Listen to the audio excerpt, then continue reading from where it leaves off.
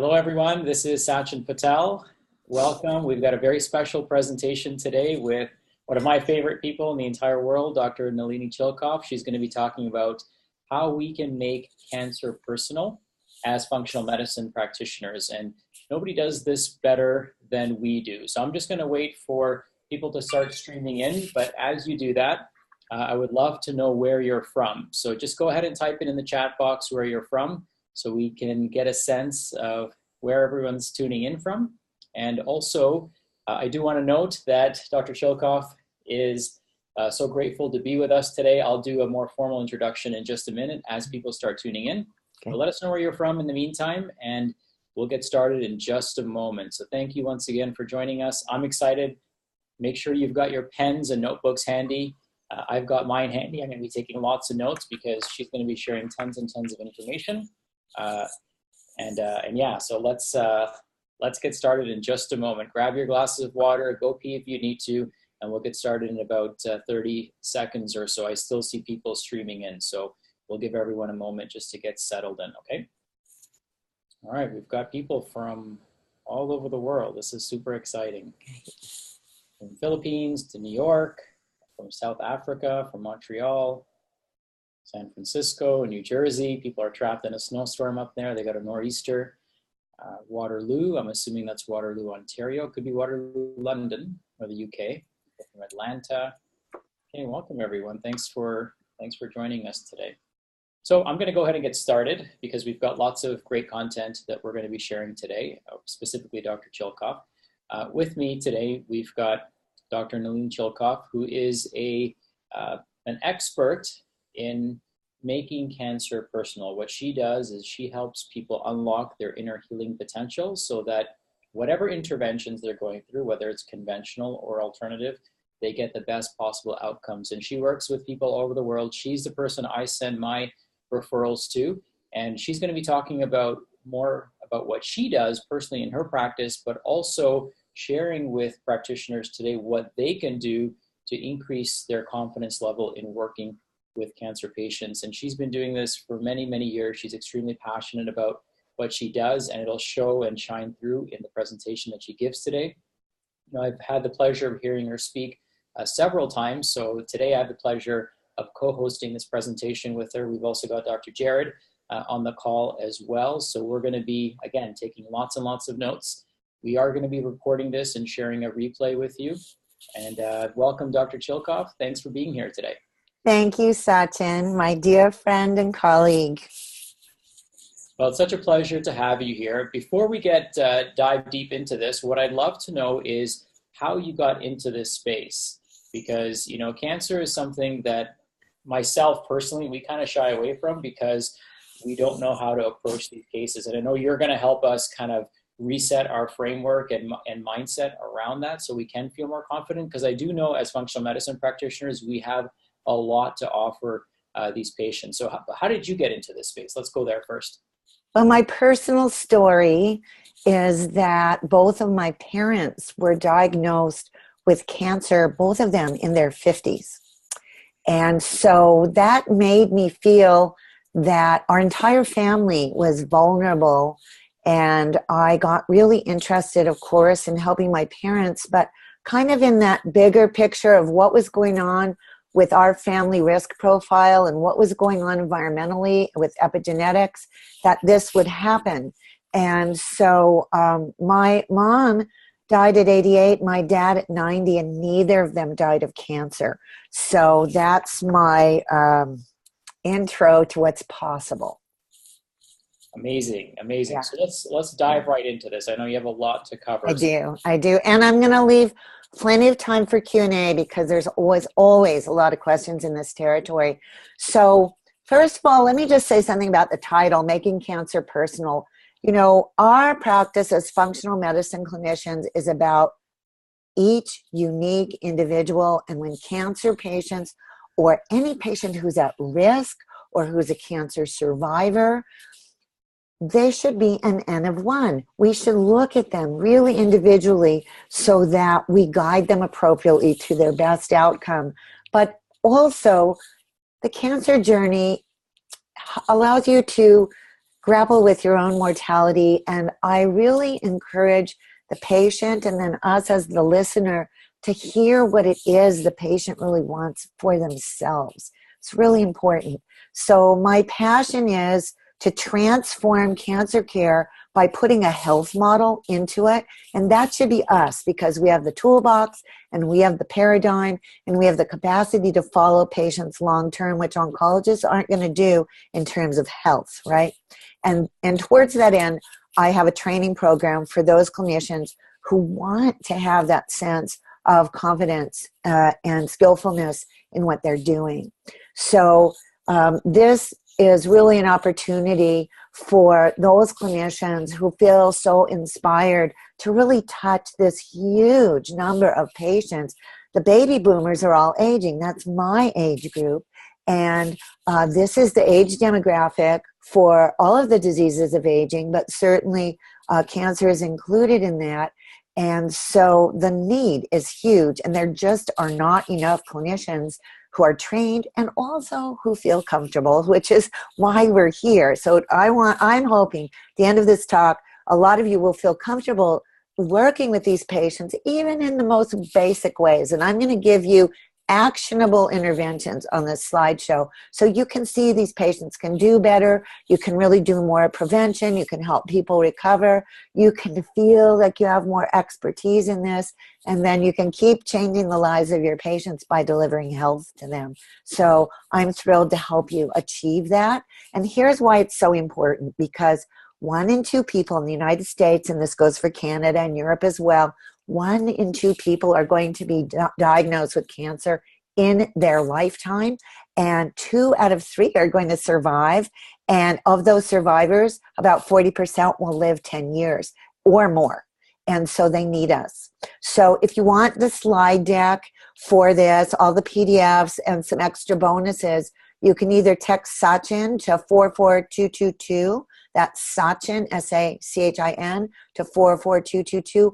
Or you can go to this link, www.aiiore.com/Sachin, S-A-C-H-I-N, www.aiiore.com/Sachin, to be able to get the PDFs of the slides. You can take notes as we talk or just have them as a reference, and then also get some extra bonuses along with those. So here's my big ask. What if every cancer patient had a health plan and not just a disease plan? Because there is no health model in oncology. There is not even the word health in the lexicon of oncology offices. So if the patient's going to have a health plan, we're the ones that are going to give it to them. So this is what I want to talk about in this time we have together. I'm going to give you a high altitude view of my definition of integrative oncology and where you fit in as a primary care frontline clinician who is not a cancer specialist. Also, I want to show you my Outsmart Cancer system and show you the diet guidelines I give to these patients. I want you to know how to manage cancer-related inflammation. I want you to know the importance of glycemic control and the high risk that patients who are obese or have prediabetes or diabetes have. I want you to understand how to dose vitamin D and screen it in these patients, and how to address some of the most frequent complaints. The primary complaint is cancer-related fatigue, experienced by over 90% of all cancer patients and survivors. Sometimes this is a long-term effect, and you're going to be the one that can solve that. And then I'll give you a summary, and I'll give you a little window into the course, and then we'll have plenty of time for Q&A. So to reiterate, the number of people who are going to be touched now is 1 in 2. And because of the baby boomers, not only are we going to have lots of diagnoses, but we're going to have a lot of survivors in the millions. So take a look at this graph here. On the right, you can see how the number of survivors is accelerating. By 2024, there's going to be 19 million cancer survivors in the United States alone. And so the need for these patients, they don't really have anyone to turn to ask the question, what should I eat? What herbs can I take? What vitamins should I take? How much protein do I need? What can I do about my ongoing fatigue and my neuropathy? The oncologist is not dealing with this. So my mission is that a lot of us are going to serve this patient population. And here's the thing, if you did not specialize in oncology, you don't have any training for this. So that's why we're here. Okay. And so this is an old cartoon, but it could be a cartoon of the internet too. Ask your doctor if medical advice from a TV is good for you. And so, you know, we all know Dr. Internet and TV commercials are what patients come in and ask us about. This is no place for patients to be getting their information or what they should be thinking about. We should plant seeds of their vision, of their care for them. So here's what individualized integrative cancer care is. Keyword integrative. I am not anti-oncology. I am a pragmatist, not an ideologue. So the question really is, what's the best tool for the job from all the tools available, including the tools from conventional oncology? So I'm not anti-chemo, I'm not anti-immunotherapy, I'm not anti-biopsies. There's a place for everything, and we have to help the patient to make good decisions, understand what all their choices are, and also have a plan for health, not just a disease plan. So the oncologist is fascinated by disease. We are fascinated by health. You put that together, you get an amazing plan for the patient that really addresses that person, their core values, their vision for themselves. And then we have a collaborative, multidisciplinary, inclusive approach. So sidebar, you have to pick up the phone and talk to people's oncologists and surgeons and radiologists and internists if you want a seat at the table. So introduce yourself. Don't step on anybody's toes. Say you just want to support the patient's health, and they'll listen. I guarantee you, this is how I have built relationships over 30 years in practice. Oncologists refer to me. So we want a collaborative model, not polarized. Also, we want to be as research and evidence informed as we possibly can be, and we want to have a plan where we both understand we need to fight the cancer, combat the disease, and also protect and support healthy function, and recognize in this setting that some patients indeed are not going to be cured, but they could live a long time with cancer as a chronic illness. And that is not a failure, in the same way that it's not a failure to manage someone's lipids or someone's hypertension long term. Some patients will live quite a long time with an amazingly good quality of life as advanced cancer patients who are never cured but can live long and live well because of us. And so healing also, even if a patient dies, they can go through an amazing transformation because they took control of their health, because they had you on their team, holding their hand, guiding them. And in this way, we give patients a sense of agency and control to influence their outcome themselves. And psychologically, this is huge, reduces anxiety, gives optimism and hope. So our job is to make sure the patient has a plan for their cancer, to control their tumor, but also a plan for nourishment, a plan for healing, a plan for health, a plan for protection. Now, on the right of this slide, this is my vision of every stage of the journey, and each stage has its unique needs, stressors, questions, and interventions. So it's important to sort of think about what's happening when a person's just diagnosed. That's the first trauma of multiple traumas to come. It's the first big stressor. If you're the one that helps the patient reduce their anxiety by saying, I'm going to make sure that your health is supported all the way through this, then you've done a huge service to that patient in the beginning or any time in their journey they walk in your door.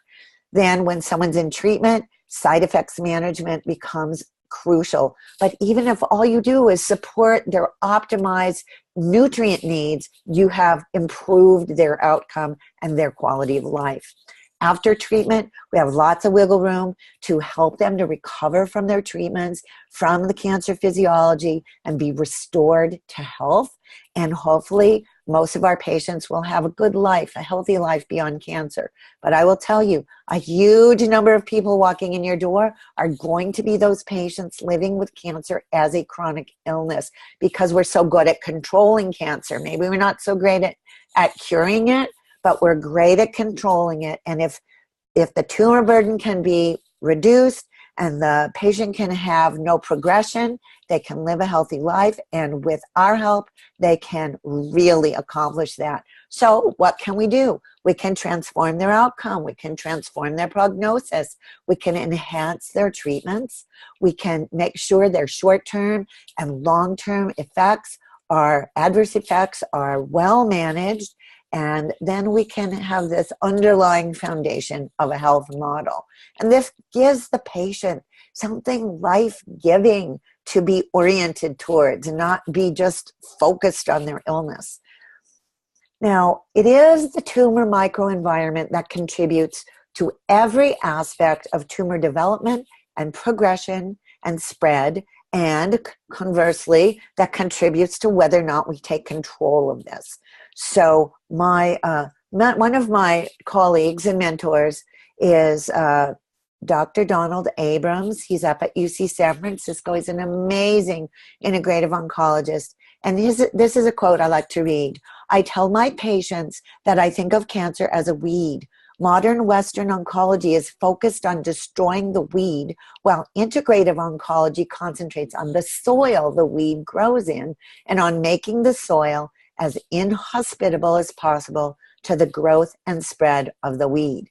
So I say this to patients. I say, look, this is just like transforming the soil in a garden. We change the soil, we change what grows there. We change if we get healthy cells or we get cancer cells. And so patients get this metaphor. It's a nature metaphor. Everybody understands nature. And then this is the next metaphor I give to the patient. I'm giving it to you. I say to the patient, imagine a wheel with many spokes. Every spoke on that wheel is an aspect of addressing this cancer terrain, this tumor microenvironment. And in doing so, we then cover all the bases of what a truly comprehensive plan is. And the oncologist knows about every spoke on this wheel. This isn't something we made up. But the oncologist has a pretty toxic toolbox. So maybe they hit 1 or 2 or 3 of those spokes max. But then there's a whole set of spokes they're not addressing. So it's our job to make sure everything important that needs to be addressed is addressed. And we can absolutely do that. So we know in functional medicine, we're all about root cause. And that if we don't treat the soil and the roots, then all the little yellow leaves on that tree aren't going to get better with green paint. And so green paint is pretty much the toolbox of allopathic medicine. And so we come in with really root cause solutions. And it is really by treating the soil, the tumor microenvironment, the cancer terrain, that we do so. Now, we know diet impacts everything, but take a look at this slide. Diet has 35% of the contribution to these cancers. I would venture to say because the diet infects the entire tumor microenvironment, that diet affects all cancers. But statistically, we can stand on the ground of this slide. You can see there's not one category of cancers here, and you can see some cancers are far more impacted by diet than others. Look at colorectal cancer, 70%. Prostate cancer, 75%. Breast cancer, 50%. So it matters what we eat. And one of the things I say to patients is, you know, your food is talking to your genes, and it's turning cancer promoter genes off, and it's turning cancer suppressor genes on. It matters what you eat because we can influence cancer genes. So we all know the importance of diet. We know what we can do. But in the context here of cancer, we can really reduce side effects. We can even enhance the benefits of their therapies. We can definitely reduce anemias.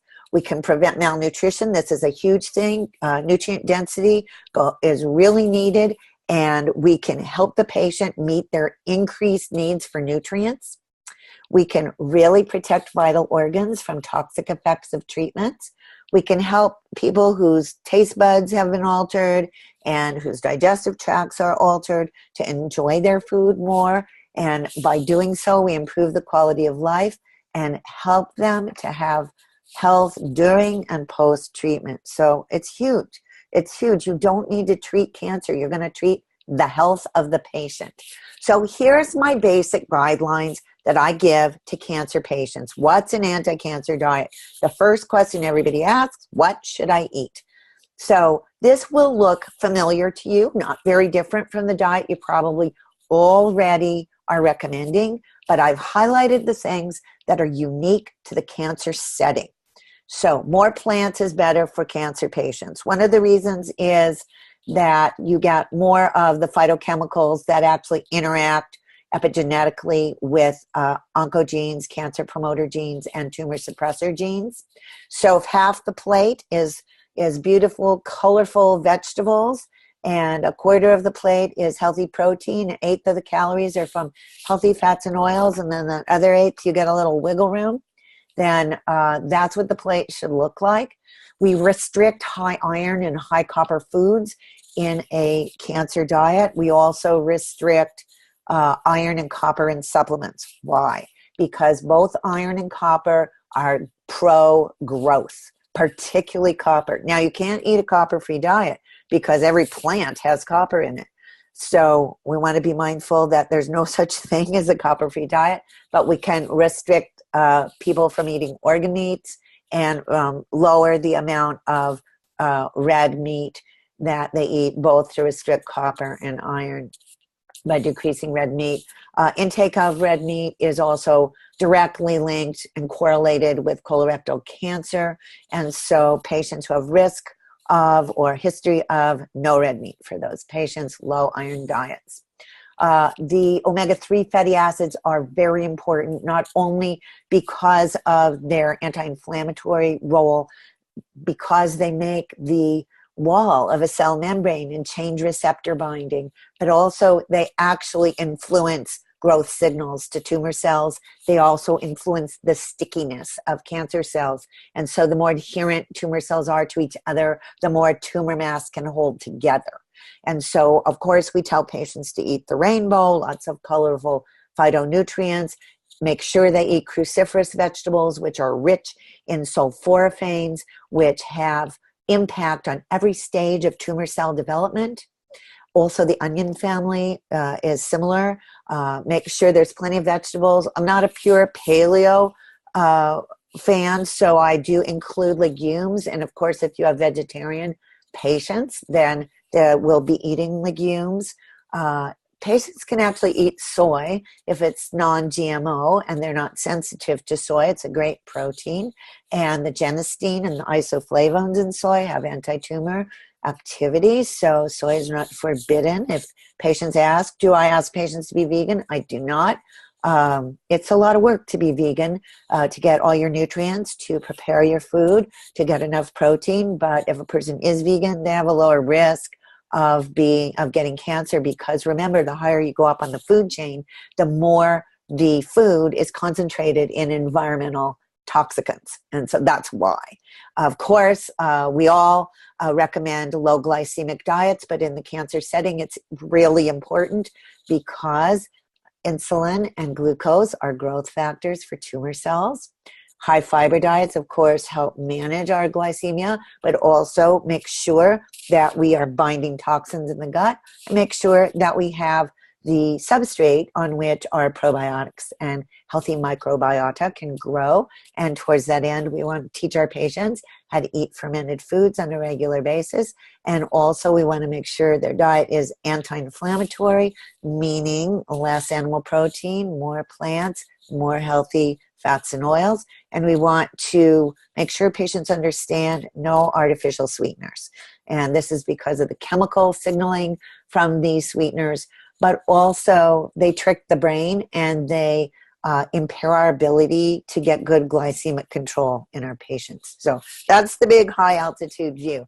Now, on the first visit, this is what I do. I establish a foundation for the patient.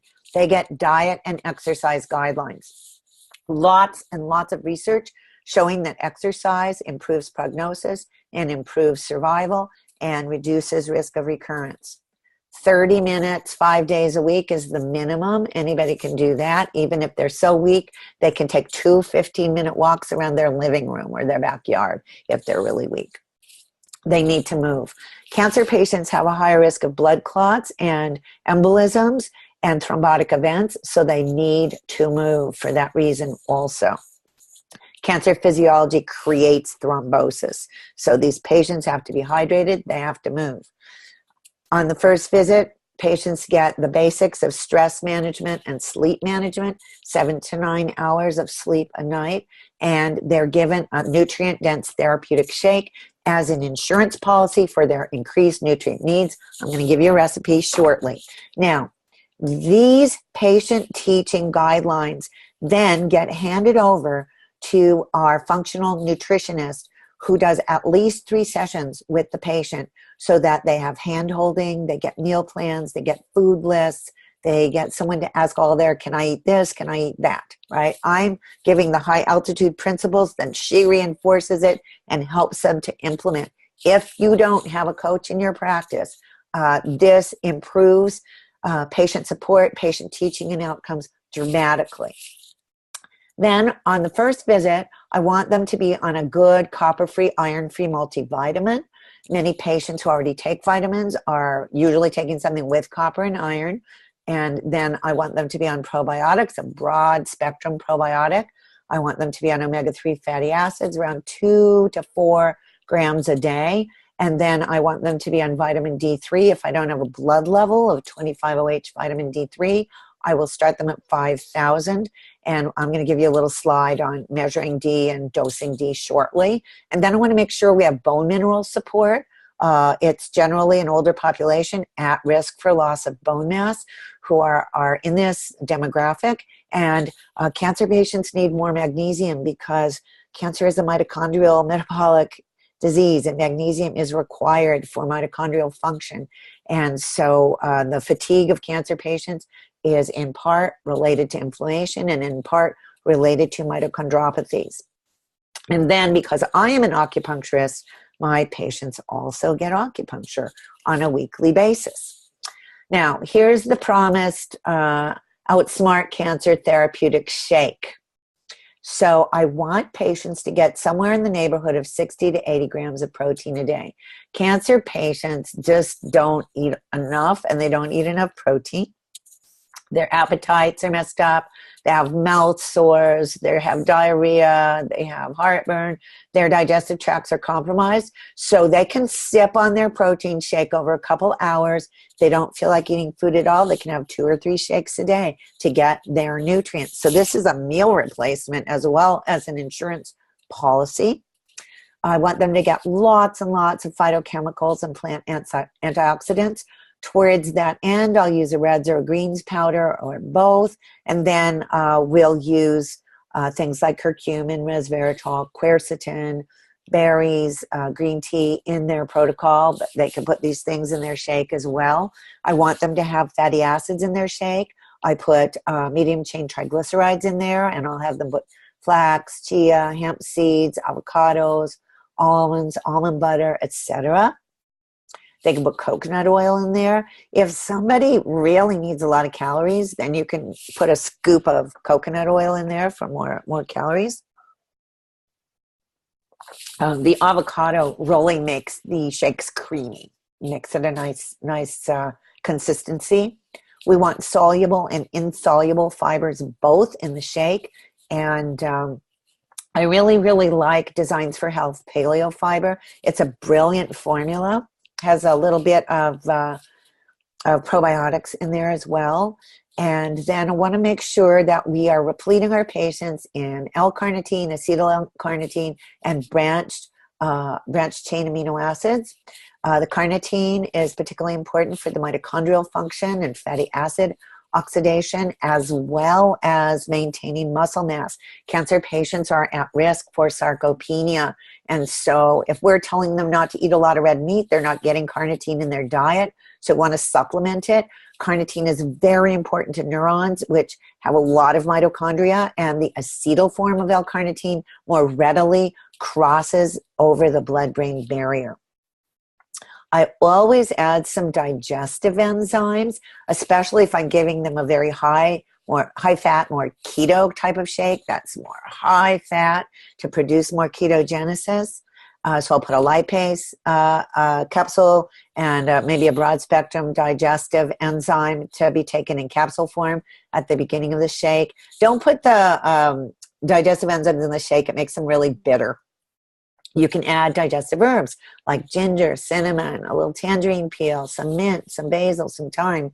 And also a tip from Mark Hyman is he has patients put in a half of an organic lemon, peel, seeds, and all. And it kind of lightens up the taste of these kind of heavy, dense shakes. And it adds some quercetin because of that peel that you're putting in also. And then I like to put the, I like to put the polysaccharides that are in the great medicinal mushrooms of Chinese medicine, these great immune longevity tonics that also have anti-inflammatory and anti-cancer properties. Ganoderma, which is reishi mushroom, Coriolis, which is turkey tail mushroom, cordyceps, astragalus is one of the great immune tonics rich in polysaccharides, the ginsengs, rhodiola, great adaptogen for stress, and maca also rich in plant sterols too for prostate and breast cancer patients, ovarian cancer patients who are having hormonal imbalances.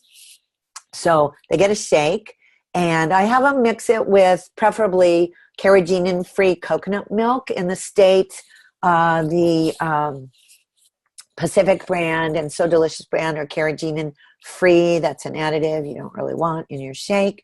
I like the coconut milk because it has the medium chain triglycerides in it, but they can use water, they can use green tea, they can use vegetable broth, whatever they want, but it's a low glycemic shake. Just make sure that the patient understands that. They can put some organic berries in there. Now, these are the next tier of my Outsmart Cancer system. They got their diet, their lifestyle guidelines, they got their core foundation nutrients, they got their shake. So then the next layer is we want these targeted phytochemicals and nutraceuticals that are going to target the tumor microenvironment. Remember that cancer terrain wheel that I just showed you. We're going to hit the spokes on the wheel. And these are some of our big levers in our toolbox. Curcumin interacts with over 100 different genes that influence cancer signaling. EGCG, a catechin from green tea, similarly. The polysaccharides and beta-glucans from the great medicinal mushrooms and astragalus and rhodiola, as I just showed you. The sulforaphanes, the main phytochemicals that are in the cruciferous vegetables.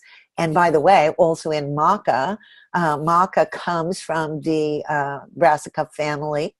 And so it also contributes not only sterols, but also sulforaphanes. Resveratrol, one of our great phytochemicals, not only in cardiovascular disease and anti-aging, but also in cancer. It inhibits inflammation, inhibits increased thrombus risk, actually protects the DNA, turns cancer genes off. So one of our really big tools, Scutellaria bicolensis, this is Chinese Huangqin, Huangqin, one of the great anti-tumor, anti-inflammatory herbs of modern Chinese medicine, found in most of the anti-tumor formulas in modern Chinese herbalism today. Also rich in berberine, which not only exerts glycemic control, helps to enrich the microbiome in the gut, but also has anti-tumor activity. Berberine is used often in place of metformin and glucophage in insulin resistance to improve insulin receptor sensitivity. Quercetin is one of the great bioflavonoids that inhibits cancer cell progression.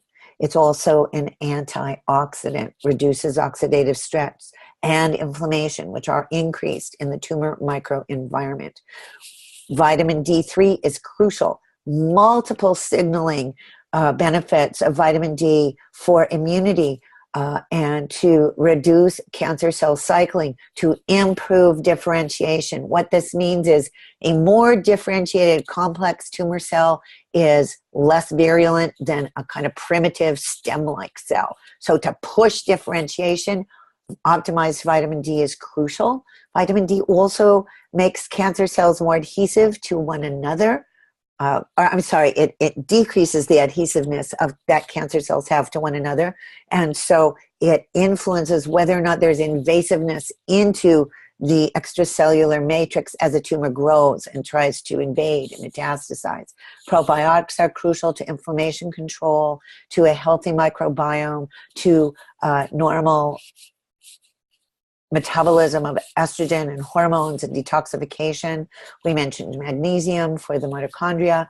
Zinc is crucial as an opponent to copper. Copper promotes metastasis and cancer progression. So we oppose copper with zinc. Melatonin is actually a super antioxidant signaling molecule in the cancer setting in pharmacologic doses. It is not being given for sleep cycle regulation. We give it at 10 to 20 milligrams to influence the behavior of tumor cells. CoQ10, very important in mitochondrial health. Remember, cancer is a metabolic mitochondrial disease primarily.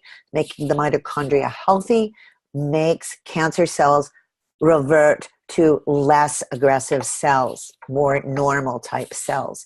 Vitamin K is very important when you give high doses of D, but vitamin K protects the bone from metastasis and makes the calcium stay in the bone where it belongs. We don't want bone metastasis. We don't want invasion into the bone. So if we have D and K in our plan, then we're protecting the density of the bone. Proteolytic enzymes have been used historically in naturopathic medicine to improve resistance to cancer cell growth and to downregulate inflammation. And modified citrus pectin, the main researcher of that is Dr. Isaac Elias. And this is profound for inhibiting cancer progression and cancer metastasis. So this is the big toolbox.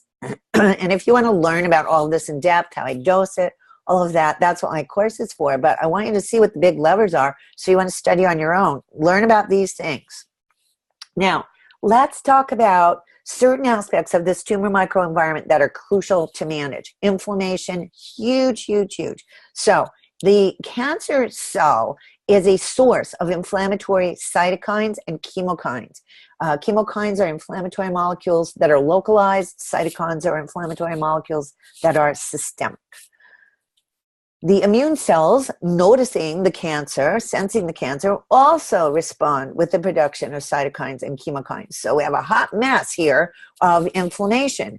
And what happens then? We have more metastasis, more tumor cell survival, more invasion, and more angiogenesis, the ability of a tumor cell to grow exponentially and invade the bloodstream. So for this reason, we need to control inflammation. If we have excessive inflammation, we have a higher risk of cancer, but we also promote growth, proliferation, angiogenesis, metastasis. We end up with immune suppression, more fatigue, more depression, and more pain. So very important to control inflammation. We know this in functional medicine, but take a look at this curve. Levels of inflammation are directly correlated with cancer survival. So if you do nothing else but teach a patient how to eat a low glycemic anti-inflammatory diet, keep their protein and micro and macronutrient needs met, and get a hold on their inflammation, you have made a big impact without having to think of yourself as a cancer specialist. Now, here's the consequence of inflammation. NF-kappa B is a nuclear factor that is kind of the upstream event in most inflammatory pathways. But take a look at this. This is a 10 to 20 year timeline here. And at the beginning, we'll have a normal cell that will become transformed into a tumor cell. It will learn how to survive. It will then be able to proliferate. It will then learn how to build its own blood vessels and invade, and then it will travel through the body and metastasize. And at every step of the way, we can intervene. Every spoke on the wheel I showed you has an impact on this. One of the big levers, of course, is inflammation. So here's a kind of a deeper view inside the cell of what's going on in a cancer cell. When we have elevated amounts of inflammatory cytokines and we have elevated amounts of NF-kappa B, then the immune system becomes disabled. That is a characteristic of the tumor microenvironment. We have tumor cells that the immune system can no longer see. These tumor cells are able to grow and proliferate, and they're able to build a blood supply, which is angiogenesis, and grow exponentially, invade, and travel and establish secondary and tertiary sites. Proliferation and progression are enhanced in this inflammatory environment. The patient with more inflammation is more profoundly fatigued, and those patients suffer more depression and they suffer more pain. So this is huge. So take a look at this slide here. You can measure C-reactive protein. Medicare covers that. I like patients to be between 1 and 3 at the max. If you are controlling inflammation well, you're going to be in that ballpark. Under 1.0 is fantastic. You can accomplish that. Another thing I want to bring your attention to is the neutrophil to lymphocyte ratio. You're going to have a CBC in front of you if you have blood work. Take a look at the neutrophils and the lymphocytes. Use your calculator and calculate the ratio.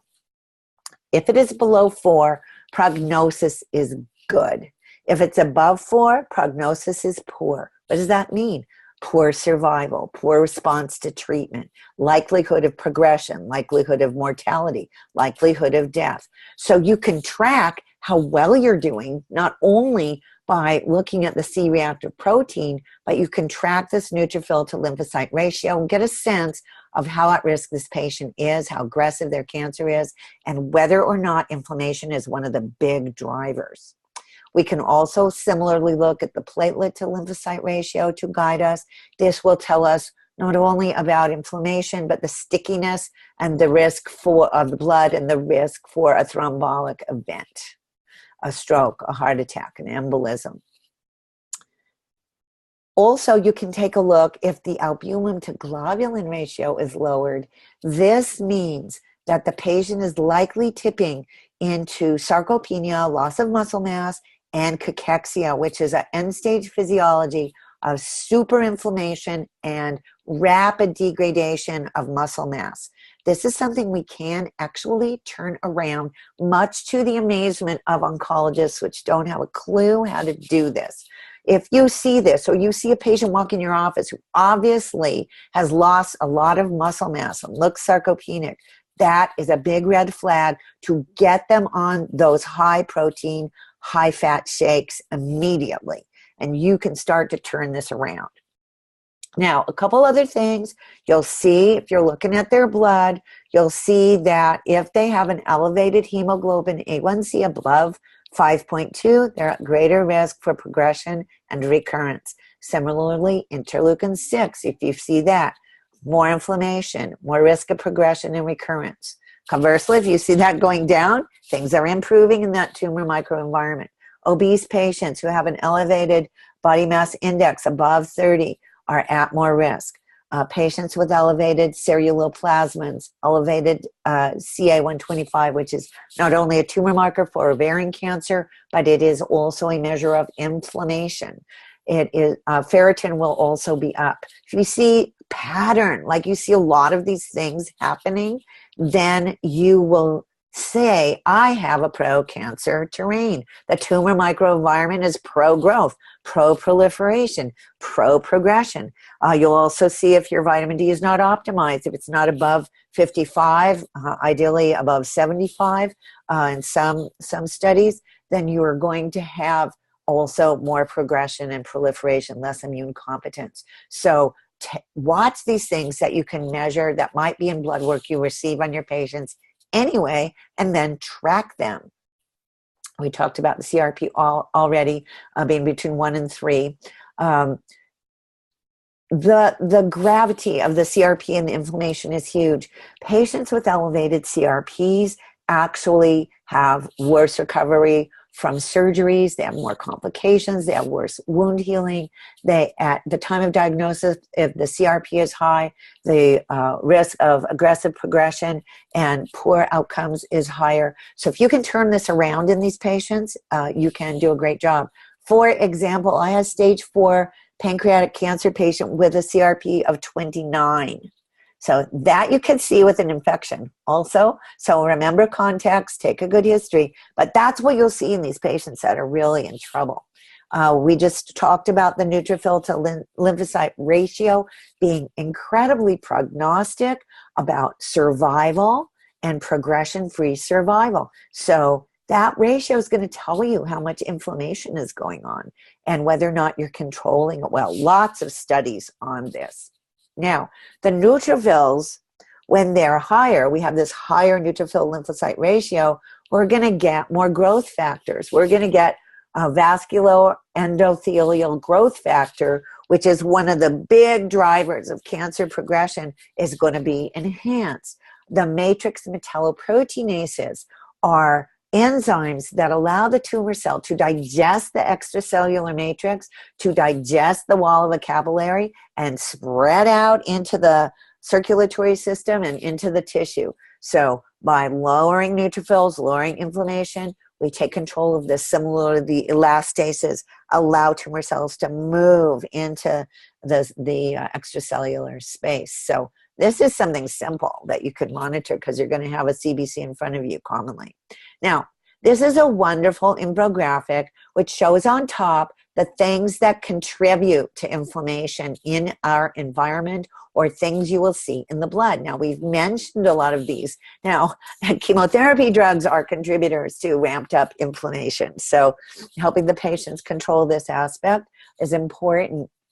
Environmental pollutants, elevated glucose, mycotoxins, exposures to mold and fungus, sun exposure, bacteria, carcinogens in the environment, heavy metals. These are things we look at in our patients. So be aware that these are not only carcinogens, but inflammatory drivers.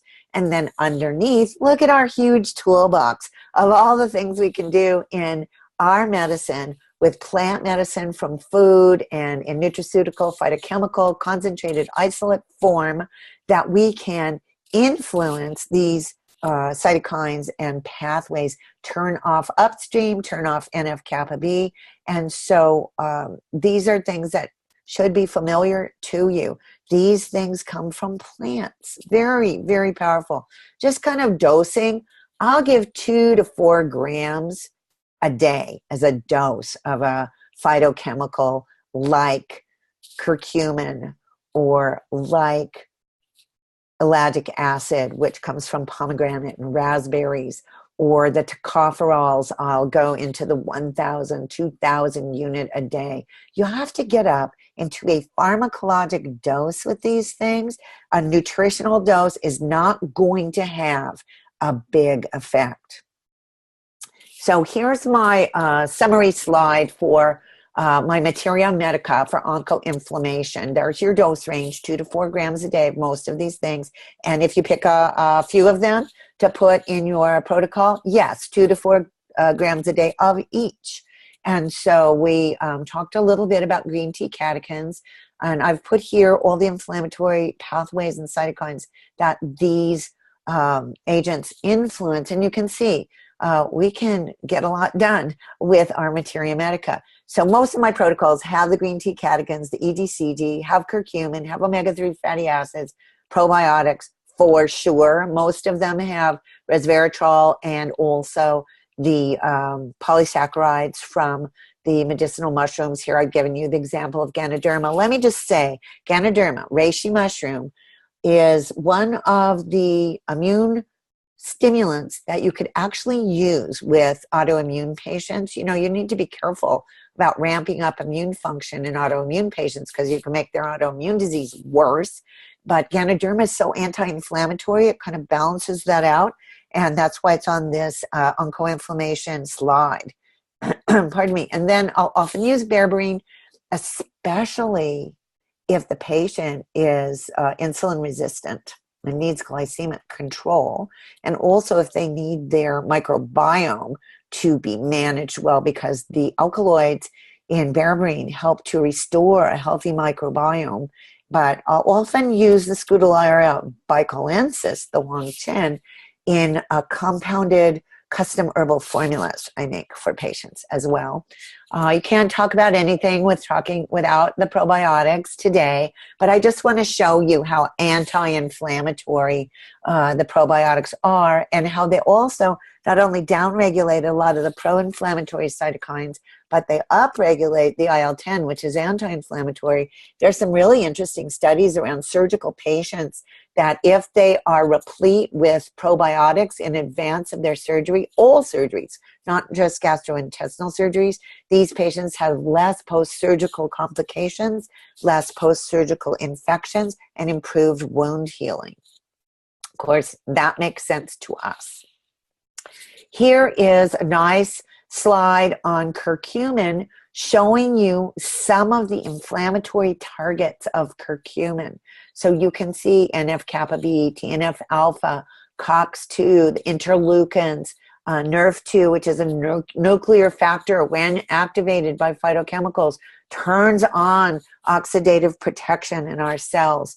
Some of these other things here, the PI3K, AKT, the mTOR, these are crucial pathways in tumor cells that many plants will downregulate. Curcumin, the hinokiol from magnolia bark, and resveratrol, green tea. So these are common pathways. Here I have a slide just devoted to berberine because it's so important. It, pardon me, it downregulates IL-6, TNF-alpha, IL-1. These are upregulated commonly in tumor cells and in cancer patients. There are certain cancer patients who are genetically more vulnerable to having this type of upregulated inflammation and inflammation that doesn't get quenched. These are the patients who are still fatigued due to ramped up inflammation 10 years after successful cancer treatment. So think about berberine in your plan. Think about omega-3s in your plan, the probiotics, the curcumin. You could think about boswellia for these patients also. So these herbs, both from Western and Oriental traditions of herbal medicine, all contain high amounts of berberine. This is the bitter principle that's in golden seal and makes the roots of these plants bright yellow. About 500 to 1,000 milligrams 3 times a day.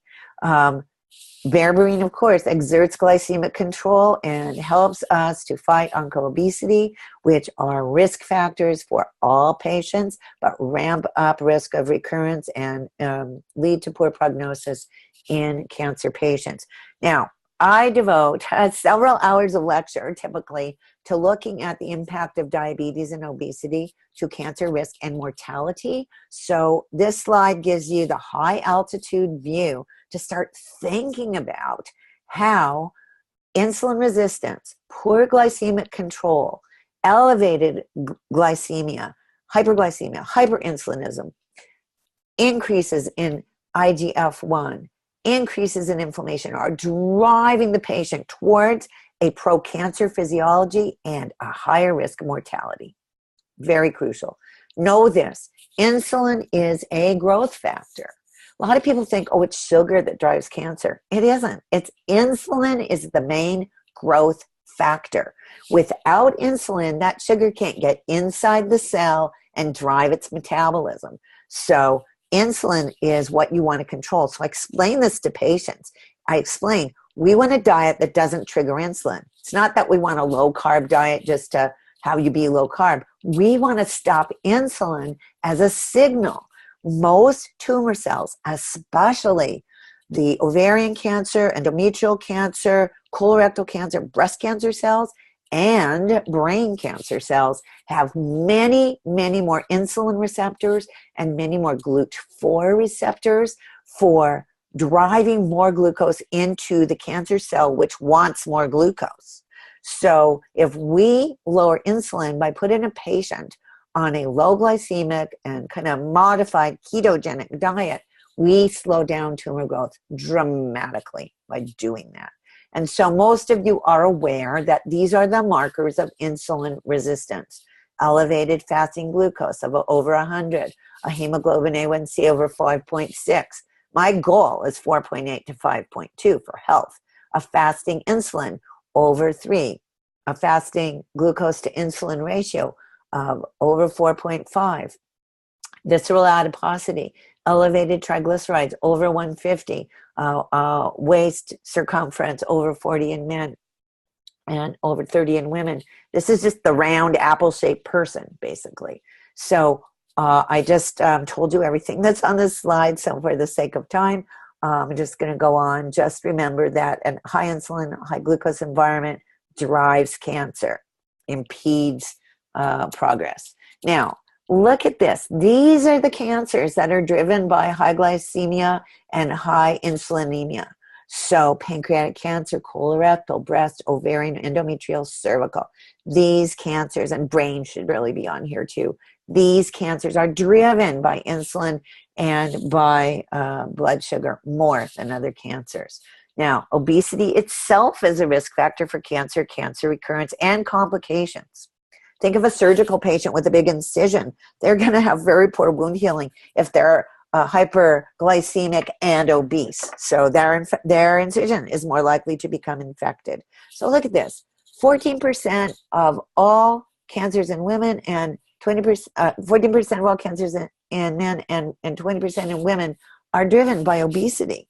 So obesity itself is a risk factor for cancer.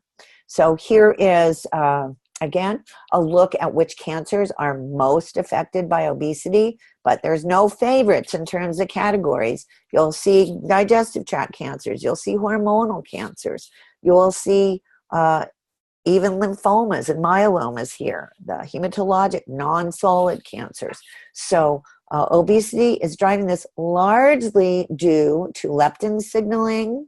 Leptin is a growth factor, insulin signaling, and inflammatory signaling. That is what is driving this.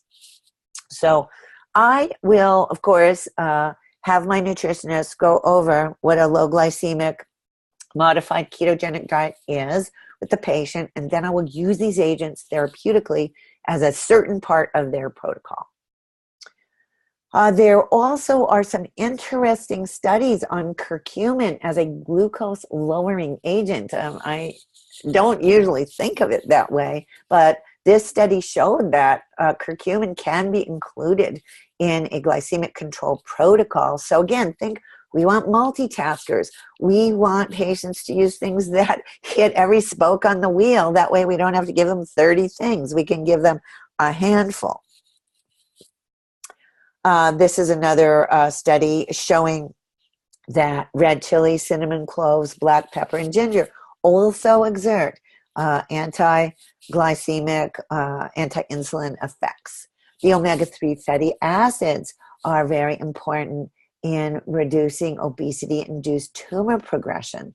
They, of course, are going to improve insulin resistance, and they're going to improve our inflammation profile as well.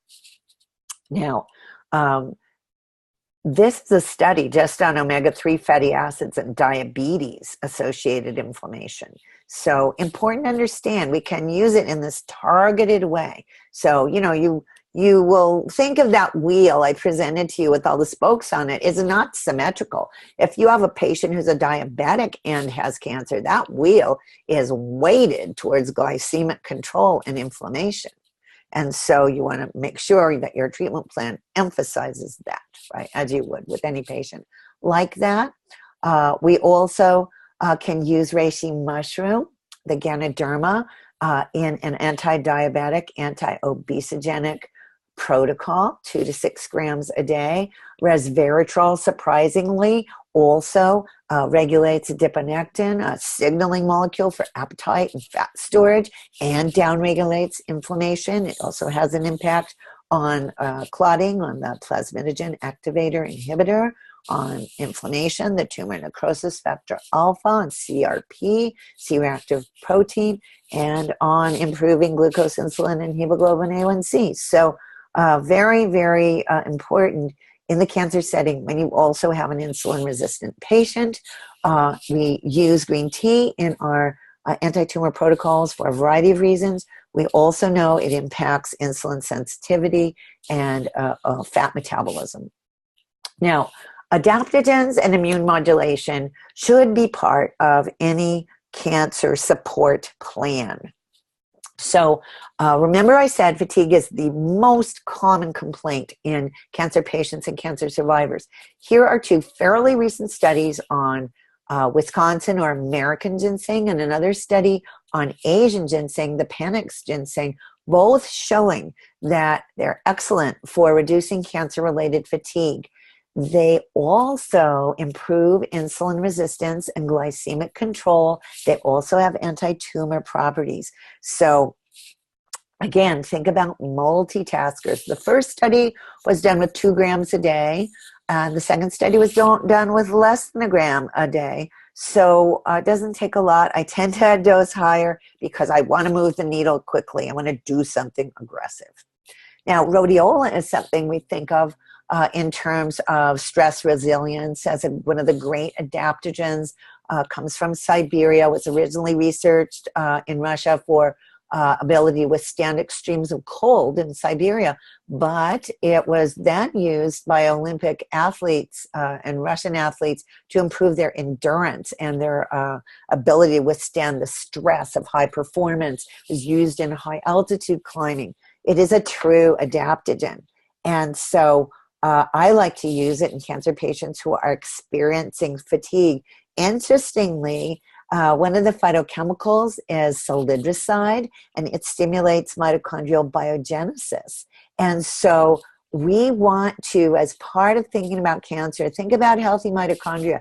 Think about promoting mitochondrial health and mitochondrial production. So rhodiola also fits in that niche. And carnitine is crucial to mitochondrial function. Remember, a diet low in red meat is going to be low in carnitine. So I throw the carnitine tartrate powder in the shake. Most studies are 1.5 to 4 grams a day, usually land around 2 to 3 with most of my patients. If they're having active sarcopenia or cachexia, I go up to 4 grams a day. It makes a huge difference. You can also get carnitine in a liquid. Doesn't have too bad of a taste. And then I use the acetyl L-carnitine for patients who are having cognitive changes due to cancer or due to cancer treatments, and who are also experiencing neuropathies. You want to use the acetyl L-carnitine for that. Immune modulation, we always go back to the polysaccharide and beta-glucan rich resources, which are primarily the great mushrooms and Ganoderma, reishi mushroom. I'll come back to that over and over again, not only because it has so many studies, but because it has this nice balance of also being anti-inflammatory. It is also anti-glycemic and interacts with PPAR gamma, improves insulin sensitivity. And you can give this concurrently with radiotherapy and with chemotherapy, and caution on the immunotherapies though. 2 to 5 grams a day. I like to use the mycelia in powdered form, throw them in the shake. They don't have much taste. Patients who are kind of getting tired of their shake or aren't doing it every day, they can put the mushroom powders into a cup of tea. Ginger tea is nice, or into soup, bone broth. Nice way to be able to take it every single day. Another one of the well-researched medicinal mushrooms which promotes immune modulation by its richness in polysaccharides and beta-glucans is turkey tail mushroom, Coriolis, now sometimes listed as Chimides in more modern documentation. And you can see this picture of it. It does indeed look like a turkey tail. It's very beautiful. You can cook with these. They don't have a lot of taste, so you can just put them into food. There's a tradition in China of making medicinal soups. So you can throw your Chinese herbs that don't have much taste in there. Sometimes I'll have patients put their unflavored protein powders into broths and shakes, so they're getting more grams of protein. that way. Now, I promised we'd look more deeply at vitamin D. So remember, it modulates carcinogenesis and progression, whether or not the cell is cycling and making more cells and dividing. The vitamin D levels are correlated with both increased risk and worse prognosis. So if at the time of diagnosis you have very low vitamin D, you have a poorer prognosis ahead of you. If you have low vitamin D, just as a baseline, you have more cancer risk in general. Optimizing vitamin D is always associated with better outcomes, reduced risk of recurrence, reduced risk of mortality. So we should be optimizing this. Here are some of the things that vitamin D is doing. It's regulating which genes get transcribed. It signals growth arrest, so the tumor cell stops dividing. It induces apoptosis, which is lost in tumor cells, the natural wisdom of the cell to self-destruct when it's aberrant. It turns that back on. It enhances the repair of DNA, provides some antioxidant protection. One of our great immune modulators, as I mentioned before, enhances differentiation, making the tumor cell line less aggressive.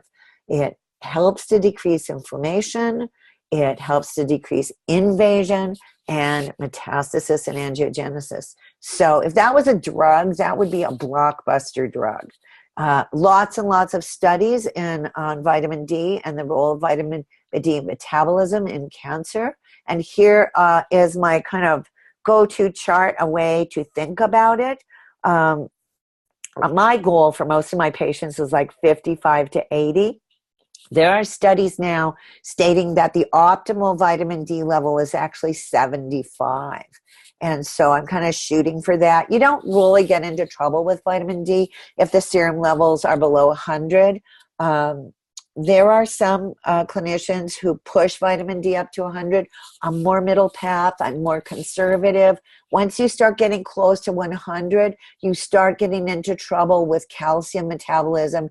Calcium can come out of its storage compartment in the bone, and that's where you get the problem of vitamin D excess leading to kidney stones and calcifications. So if you're giving vitamin D at high doses with vitamin K, you are less likely to have that happen.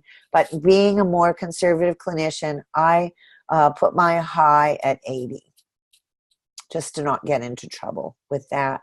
Lots and lots of studies on vitamin D and outcomes in cancer patients.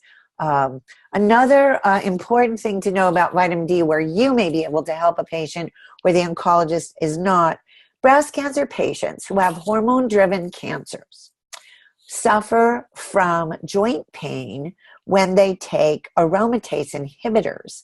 Aromatase inhibitors do just what they say. They block an enzyme called aromatase that leads to the production of estrogen in the tissue. And many, many estrogen receptor positive breast cancer survivors are going to be on aromatase inhibitors for about 5 years. And the thing that makes them stop taking their aromatase inhibitor, which gives them great protection from recurrence by starving out these estrogen receptor positive cells, is joint pain. So a couple of things you can do for these women who will feel so much better if their vitamin D is optimized, as we just described, and if they move. So what's happening is there are estrogen receptors in the connective tissue. And so as estrogen is withdrawn from the system, menopausal women, as well as women on estrogen blockades, will become less elastic because the estrogen isn't there. So anybody menopausal knows you're just a little less flexible than you were when you were 30 and had all your estrogen. Similarly, women with estrogen blockade get less elastic. But what improves range of motion and flexibility? Stretching, moving, Tai Chi, yoga, range of motion exercises. So if you just do those two things for these patients, be well aware, if you have a breast cancer survivor as a patient, then ask if she is on hormonal therapy, ask her if she has joint pain, ask her if she feels stiff, and these simple, safe interventions are things you can do for these patients. Now, those are the big ideas and some of the big levers that I wanted to give you. Let's summarize our ideas, and then I'm going to take as many questions as you want to ask in the time we have left. So I've presented you with a health model. You can use this for all patients. Be aware if you have a cancer survivor sitting in your office, learn to take a unique history of this patient. Towards that end, I have a special history and intake form that you can get from us. If you get onto our email list by opting in, you will get that form. Take a unique history of these patients so you understand you have a patient with unique needs. Understand you have a patient who's a survivor that comes in complaining of fatigue. Maybe their fatigue is because of post-chemo. Maybe it's not their thyroid. So think about these patients in a bigger way. Make sure that the patient has a good team, an oncology team that knows how to fight their tumor. But you take the role of keeping them nourished at every step of their journey, understanding their increased nutrient needs. Understand that what they eat, the food they put in, and some of these nutraceuticals and phytochemicals that we use are exerting epigenetic influence and changing that tumor microenvironment, changing gene expression, therefore changing outcome, changing aggressiveness. Very simple things we do have a big impact. Pay attention in all these patients to inflammation control, glycemic control, normal body mass index, nice healthy fat to lean mass ratios. Optimize their vitamin D. Make sure that they understand how to manage their stress, have good stress resilience, and that you include adaptogens in their formulas so that they can do so. Remember that the great medicinal mushrooms of Chinese medicine are both adaptogens and immune modulators. So it can be really quite simple. Go back to those early slides where I showed you the foundation supplements, the shake, and then the second tier. And if you just get those pieces, you will be able to safely do a lot for these patients. You're going to teach them an anti-cancer diet. You're going to give them a shake recipe. You're going to make sure they have their foundation supplements. Then you're going to think about adding curcumin, omega-3 fatty acids, some of the mushrooms like Ganoderma, Coriolis, something for fatigue and resilience, as well as immunity and inflammation like the ginsengs. Make sure their carnitine is repleted. Use the acetyl form if they have neurologic concerns. Think of rhodiola as one of the great resilience, endurance, stamina adaptogens. Resveratrol is in most of my protocols. Probiotics, vitamin D, berberine are in most of my protocols, as is the EGCG from green tea. And then most of my patients are getting also scutellaria. But if you don't know about that, you don't have to use it. But this is your checklist of things you can use quite safely. There are few contraindications to some of these during chemotherapy. So if you're uncertain, just give them those basic foundation nutrients and the shake, and you'll be quite safe with these patients. Now, my goal for my patients and yours is that they be outliers. They be outside the bell curve, that they completely defy the odds and they do better than the oncologist's other patients. And this is so possible, incredibly possible. And towards that end, for those of you who really want to take a deep dive, once a month in my course, I do a live call. You can ask all your questions, present your cases. I continue to teach clinical pearls. That's my favorite part of my course. But in addition to that, you get 25 hours of me talking about these things with treatment plans, with dosing. So every lecture, you get to download the slides. You get a study guide with summary notes. You can get the audio MP3. And every lecture has several modules. And it's designed for you to have a foundation and to learn this really well. You get a nice cheat sheet with all the references and bullet points of every single lecture. And these are all the modules that are in the course. And my goal is that you can really feel that you can do this. You can feel confident. You can feel you're standing on solid ground. And you have me to ask questions to when you're working with these patients. And you can start with the healthy survivors. You can start with the patients that are just have family history and are at risk. And believe me, you're going to have patients that say, you know, I had breast cancer 10 years ago. Why do I still have neuropathy? Why is my digestion still messed up? Why am I still so tired? Why do I have brain fog still? You're going to get these patients, and now you're going to feel like you can do something for them. These ground round calls, we do them every single month. Truly, they are the most fun part of the whole course for me. So if you're interested, please click on the link, and you'll get not only extra resources, you'll get the slides, but you'll also receive some videos of me teaching some clinical pearls that you can actually implement right away in your practice as well. So Mark Hyman, JJ Virgin, and Sarah Gottfried are well-known functional medicine clinicians who are my dear longtime friends and colleagues who are supporters of my work and my course. And so think of yourself not as the oncologist disease expert, but as the health expert that these patients are really, really looking for. And this is an amazing way to grow your practice, to generate more income, to really offer more services to a growing population of patients, and to feel like you know what you're doing while you're doing it. And so, as you can tell, this is my mission. I'm super excited about all of this. And so I am done, and we can take questions. Well, I want to say a super big thank you to you. This has been very enlightening information, and I just love how you incorporate, so many different components, like the acupuncture, the traditional Chinese medicine. I just spent a weekend with Bob Rakowski, who you probably Yes, I know Bob. Yes. and of Ganoderma, so it was nice to see Yeah. that reinforced here. Yeah. It just, I love your approach. I just love what you said about, not trying to compete with the oncologist, because they're going to manage the disease, and that's what it is at this stage in the game. When somebody has that diagnosis, let's face it, we don't want to say that we're going to treat the cancer. Nope. What we want to do is we want to manage that person's health, and then there's room for both people at the table. Yes. Right? And I think that, that's a good positioning tool as well for those of you that are watching, because a lot of us from a liability, and maybe you can speak to this, Nalini, but a lot of us feel like there's a liability issue as well that comes with this, because we don't want to say we're quote unquote treating cancer. And certainly what you presented today is supporting somebody to create health, which the body then eliminates the cancer, right? Through the known mechanisms that you shared today. So as I'm speaking here, and as we're kind of summarizing this, I did share a link where you guys can download the slides. I would definitely do that. There was a lot of beautiful slides that you put together. So thanks for being so generous. I didn't realize you were going to do that. That's very generous of you.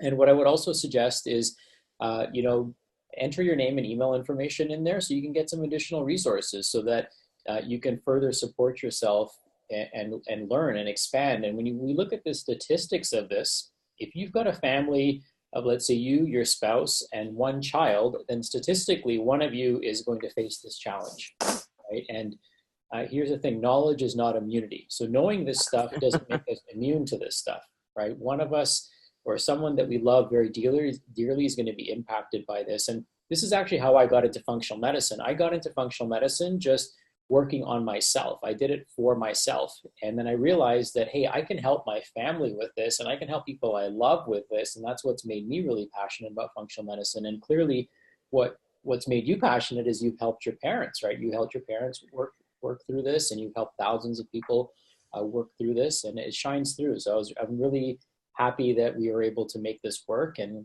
facilitate this. And lots of people have tuned in, and we've got questions that are coming in. So just if you've got questions, we're going to go through the Q&A, because there's a lot of stuff going on in the chat, and it's just easier to answer the questions in the Q&A. So we're going to go through the Q&A and answer any questions that are there.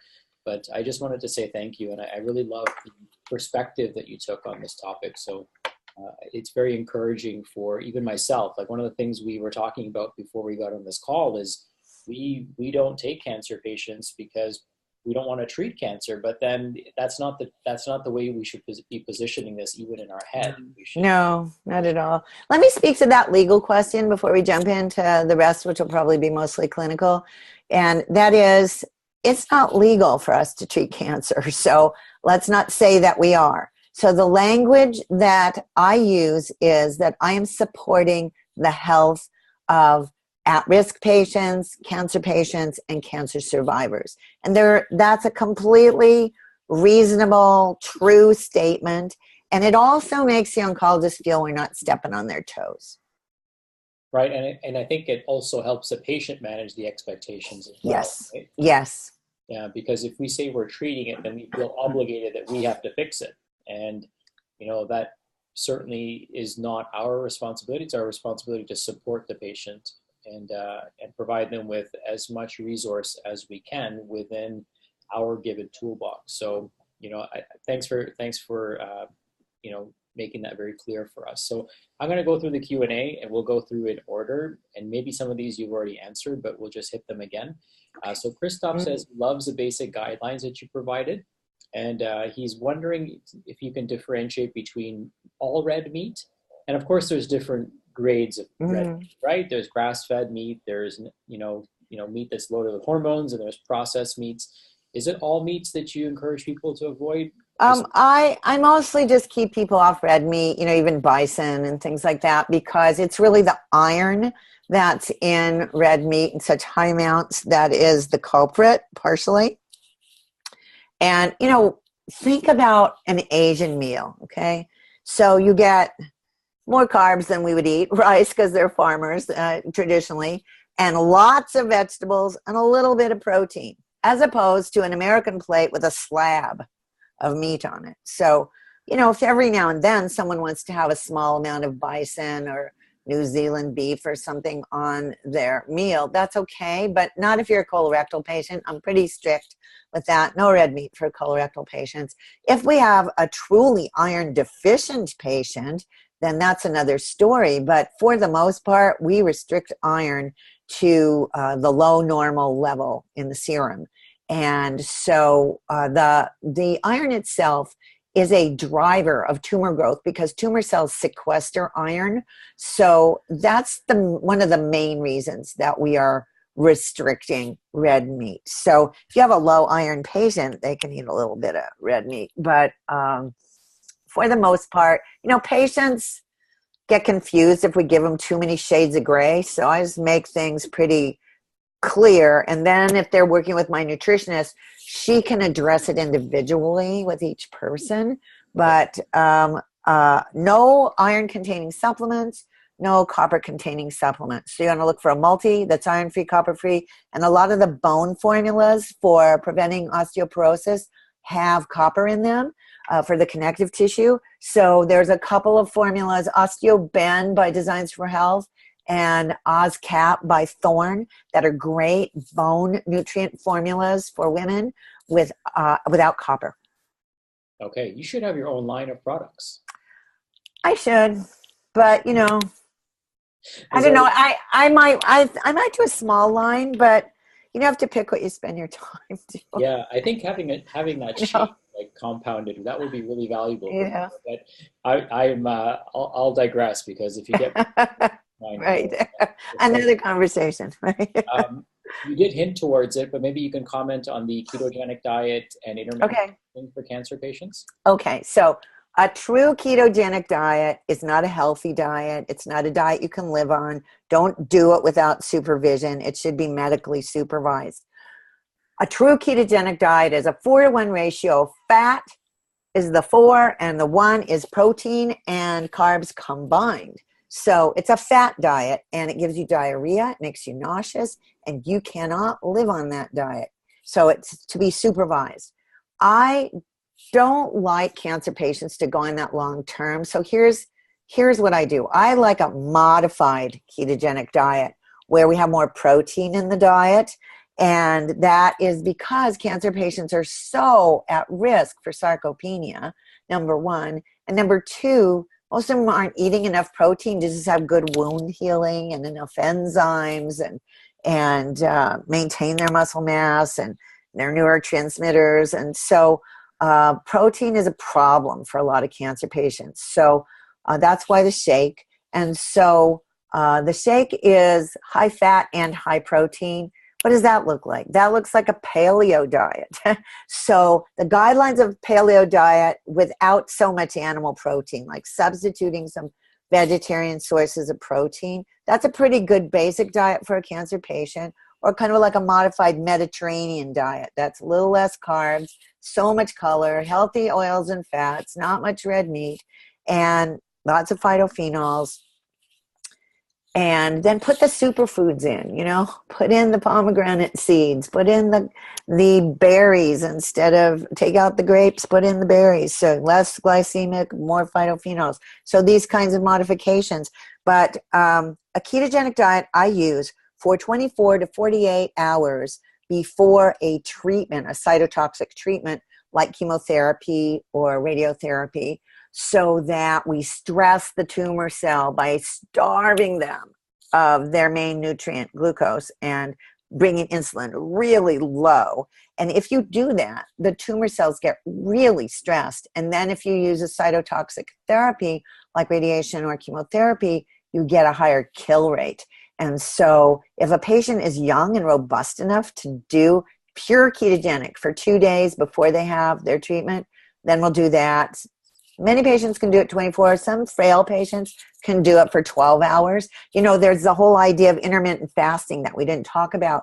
So if you actually put yourself in mild ketosis by fasting from calories completely between tonight's dinner and tomorrow's breakfast for 13 hours or more, you will also get a huge benefit. You turn on immune factors, you improve your insulin sensitivity, and you also stress the tumor cells. So if somebody could just do that or just drink bone broth for that window of time, then we have them do that because you get a better response to cytotoxic treatments.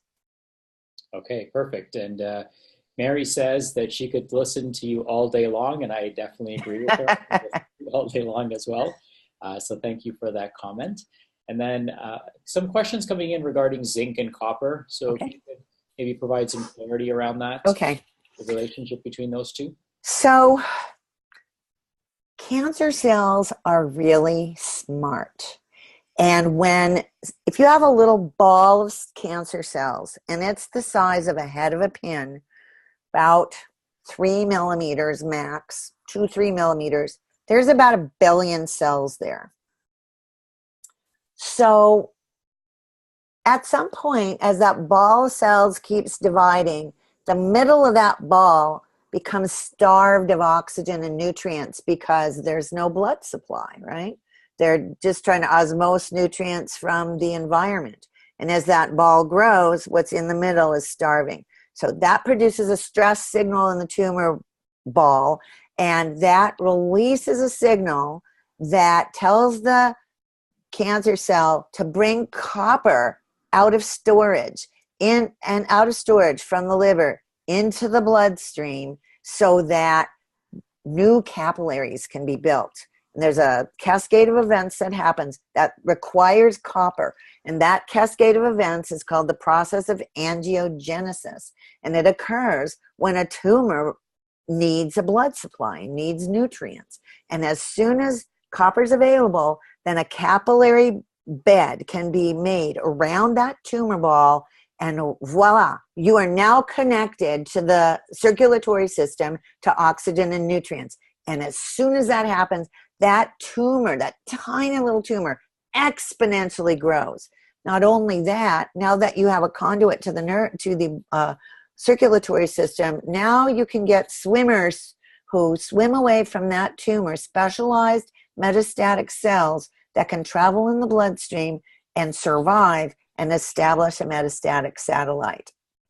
So if you are low copper, that is less likely to happen. So keeping copper low inhibits that process. And in fact, in advanced cancer patients, if you start doing their blood, you will see very high levels of copper in these patients because this process is happening. And so we actually have a therapy where we chelate copper out of the blood and drive it down to stop this process, to put the brakes on cancer progression. So that's where copper fits in cancer physiology. Zinc and copper compete with one another because they have the same cation charge. And so if you increase zinc, you cause competition at binding sites for copper. So that's another strategy to impede copper functionality, is to keep copper and zinc in a 1-to-1 ratio, and that will create some competition so that the copper that's there is not very able to function. Okay. I know my grandparents drink out of copper pots and glasses and stuff like that. And a question also comes in about iron, like cast iron. So should people avoid those type of... Yeah, we should really be cooking in stainless steel, which is relatively inert, and in glass and in ceramic. Okay, beautiful. Great thought there, and great question about the cast iron. Yeah, the cast iron and the copper cookware, those are volatile, and all those ions get in our food. Okay. John is asking, hey, John, thanks for joining us today. He's asking about anti-androgens in the management of prostate cancer. Anti-androgens, Yeah. Androgen blockade. Is that the question? I believe so, yeah. Okay, got it. All right, so in the same way in breast cancer, when it is driven by estrogen, we block the estrogen. Similarly, certain lines of tumor cells in prostate cancer have androgen receptors on their surface. And interestingly enough, a lot of prostate cancer cells also have estrogen receptors on their surface. So when I am evaluating a prostate cancer patient, I measure total and free testosterone, dihydrotestosterone, and estradiol in their blood to see what might be driving their cancer. And it's not uncommon to have androgen receptors on tumor cells of certain types of prostate cancer. Sometimes breast cancer cells also have androgen receptors. So you attempt to block growth signals. So, of course, these therapies have a lot of side effects. You put a man into andropause and a woman into menopause, and you put them at risk for brain changes, muscle mass changes, bone mass changes, changes in libido, atrophy of sexual organs. So the consequences are huge. So hopefully most of those are short-term therapies, but they work. They absolutely work. Okay. Christoph is asking, what do you use to chelate copper? So there is a drug that's been used for Wilson's disease, which is a copper storage metabolic disease, and where there's excess copper. And this drug is called tetrathiomolybdate. It has 4 sulfurs, tetrathio, and a molybdenum molecule. And it binds to copper and pulls it out of the tissue. So we give 20 milligrams of tetrathiomolybdate, which is made by a knowledgeable compounding pharmacist. It is a prescription item. And 20 milligrams with each meal to pull copper out of the food, and 60 milligrams on an empty stomach in the evening to pull copper out of the tissue. And then we monitor serum copper, serum ceruloplasmin, and we follow the CBC, watching our red blood cells, because red blood cells require copper. And so if we get a red blood cell anemia from over-chelating copper, then we take a break from the tetrathiomolybdate. The bone marrow comes right back. Our red cells become normal, and then you can go back. So some patients you have to pulse it, but you absolutely have to monitor. And we try to drive serum copper and ceruloplasmin down to the lowest quartile of normal in order to get this effect. Okay. And then another question coming in about your thoughts on beating cancer with a 100% raw food diet.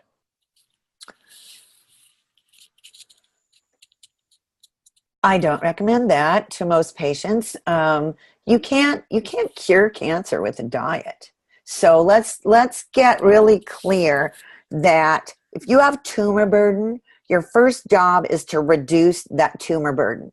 Once you have reduced that tumor burden and you have no evidence of disease, which is the lingo of oncology, which means nothing shows up on a scan and there's no tumor markers in your blood, or you have what we would consider successful treatment and only microscopic disease, which really means no evidence of disease that you can see or measure, then you can use diet and natural therapies to stabilize that reality and prevent recurrence.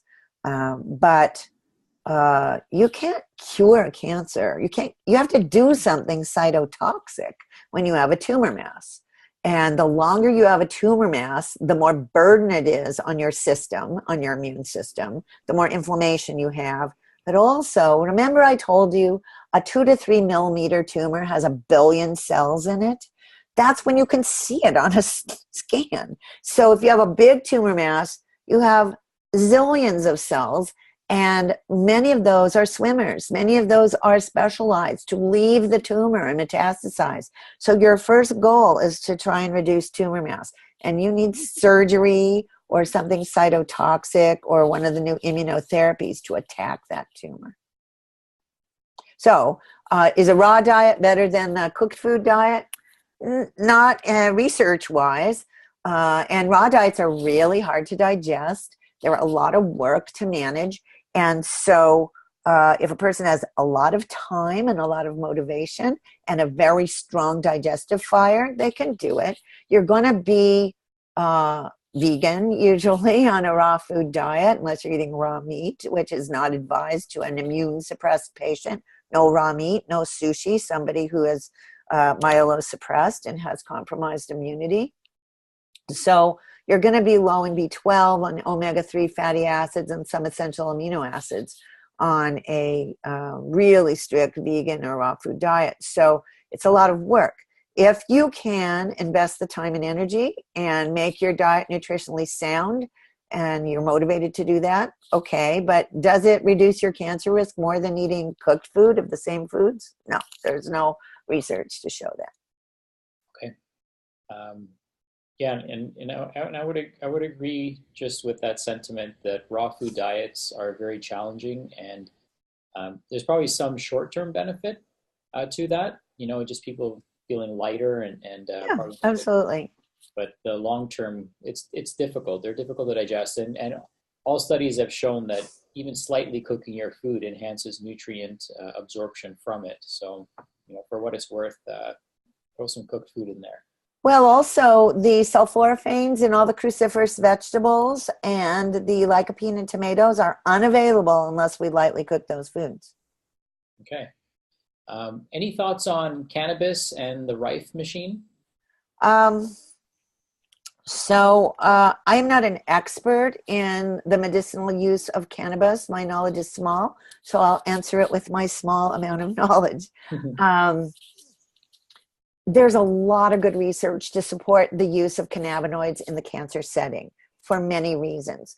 We know that THC is anti-tumor, and we know that many of the cannabinoids are anti-nausea, give pain relief, are anti-inflammatory, and are calming. We know THC improves appetite. So we think what we need to do is have more research available to us to understand how to skillfully use the cannabinoids. I have seen some patients, I've had good experience with ovarian cancer patients using a 4-to-1 ratio of THC to CBD to reduce treatment-resistant ovarian cancer. However, the barrier is that at a therapeutic dose of THC, which is the psychotropic cannabinoid, you are stoned out of your mind. You cannot function in your daily life. You can't drive. And so this is the barrier, because it is a chemotherapy. It is a phytochemical chemotherapy, and you have to do it at a therapeutic dose to get an effect. And so people also who have never experimented with substances and consciousness get anxious when they feel out of control and their consciousness is altered. And so there are a lot of barriers to using it in that way. CBD is more readily used because it is not psychotropic, and it's great for the nausea, it's great for pain, it's great for sleep. So, you can definitely use it. Caution. Still today, most of the cannabis is greenhouse grown. It is therefore 100% contaminated by mycotoxins and fungus. And so if you're giving a product to an immune suppressed patient, you are risking giving them a respiratory fungal infection. And I have had this happen. So it is very important to know your source, and it's kind of the Wild West out there right now. So there are some very, very reliable sources of medical cannabinoid supplements and medical grade cannabis products. So if you are tempted to use it in an immune suppressed patient, be cautious. Be very cautious. In California, medical cannabis has been legal for over 10 years. So there is actually a medical doctor in Santa Monica where I practice who has 10 years of experience prescribing medical cannabis. And so I just refer to him because he's so masterful. I'm lucky to have someone like that. And, I'm looking to increase my training, but you need to use medical grade and you need to use it with knowledge. Okay. So I want to honor you and honor your time. I mean, we could probably have questions that'll just keep flying in for the rest of the night. I can stay another 15 minutes if you want to. Yeah, absolutely. For me, this is the most fun part. Awesome. Yeah. So we have a question. Let me just scroll up here, just make sure we get them all. An anonymous attendee says, this was an outstanding overview. And do you have any comments on Dr. Nick Gonzalez's protocol? Apparently he would customize up to 10 different diets depending on the sympathetic versus parasympathetic state and geoethnic origin.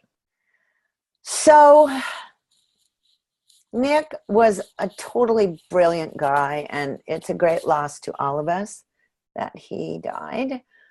He had actually two kind of ways he would tip.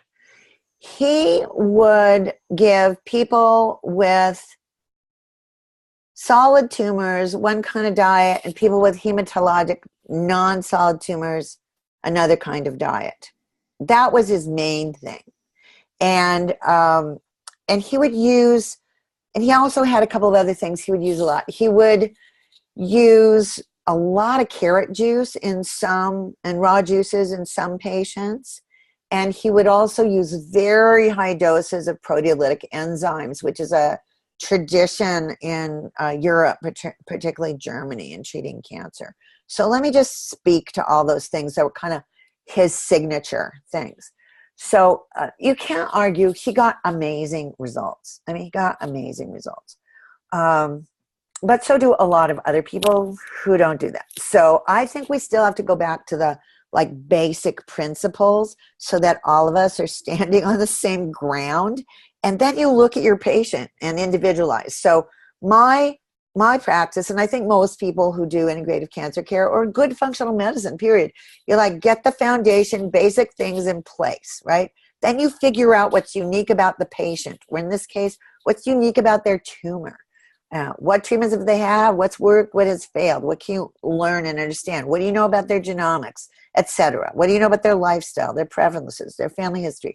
So you get that foundation ground in, and then you customize and individualize the plan, no matter what their diagnosis is. So that's what Nick did. That's what I do. I think that's what all functional medicine clinicians do. So I object to the high glycemic carrot juice in a lot of his protocols because I feel strongly that controlling insulin and glycemic load and insulin signaling is crucial. So I didn't agree with that. I think that there's wiggle room to talk about vegetarian diets versus animal protein diets and such. I do that more on the basis of a patient's body type and digestive tract and their personal preferences, because there's a lot of things that work. So I think it's really important to understand cancer is a really complex syndrome, and there's a lot of ways to solve this problem. So to not kind of grab on and say there's only one way to do it. I think that's really important. I think it's also important to understand what the really important principles are that should be in a treatment plan and where you have wiggle room and where you don't. So I don't think there's much wiggle room for glycemic control. So don't agree with Nick on the carrot juice thing. The proteolytic enzymes in super high doses absolutely works, but you have to take about 60 pills a day on an empty stomach, in divided doses. And I already ask patients to take a lot of nutraceuticals and phytochemicals. And so thinking, well, what can a person do? I'm totally practical. I don't want somebody to run away because it doesn't seem doable.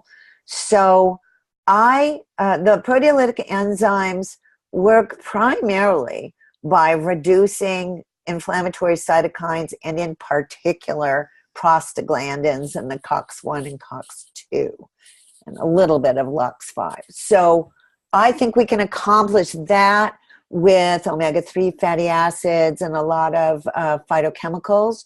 So I tend to go that way. There's no reason not to do the proteolytic enzymes, but it's just a lot of pills, and then you don't have room to take some of these other things. Remember the circle with all of the niches that on the spokes that have to be in a plan. So you have to pick. If you feel strongly or the patient has a history of taking high doses of proteolytic enzymes, there's no reason to tell them not to do it, but you still have to give them a treatment plan that they're willing to do and that they're willing to do long term and that they can afford. So all of those things come into in the trenches, not the ideal scenario with a patient in your office. So is there good rationale for high doses of proteolytic enzymes? Yes, there is. Therapeutically, it works. Is it practical? Most of the time it's not. Could you think about doing that in that ketogenic window for 12, 24, or 48 hours before treatment? Yeah, that might be a good idea. I think that's just kind of the shortest answer I can give you to that question. A lot of respect for Nick. He was a great doctor. He was very devoted, and he took a lot of risks and took a lot of heat for what he did. And then how about neuropathy? A question came in about what do you do to address neuropathy? Okay, great question, because it is not only a short-term adverse effect, it is a long-term adverse effect. And what a lot of people don't know, so if we think of neuropathy in a big way, so peripheral neuropathy is a complaint of many patients who undergo chemotherapy. Why is that? Because most chemotherapy induces extreme oxidative stress. It is by this method it kills the tumor cell. Most healthy cells have adequate response to oxidative stress to be okay in the face of chemotherapy, but some cells are more sensitive to oxidative stress, such as neurons. And so we see them suffer when oxidative therapies are primary. So for example, the platinum drugs, oxaliplatin, cisplatin, carboplatin, very commonly used in oncology today. And they all produce neuropathies. The taxane drugs all produce neuropathies because they kill tumor cells by increasing oxidative stress. Certainly, radiotherapy produces oxidative stress, but it's not systemic. So you don't get this systemic, effect on the neurons. But if we also include in neuropathies the central nervous system, then we're also having neuronal damage by these therapies, but also by the cancer itself. At the time of diagnosis, the inflammatory nature of cancer and the elevated inflammatory cytokines and the elevated levels of matrix metalloproteinases has already breached the blood-brain barrier before you've had any treatment.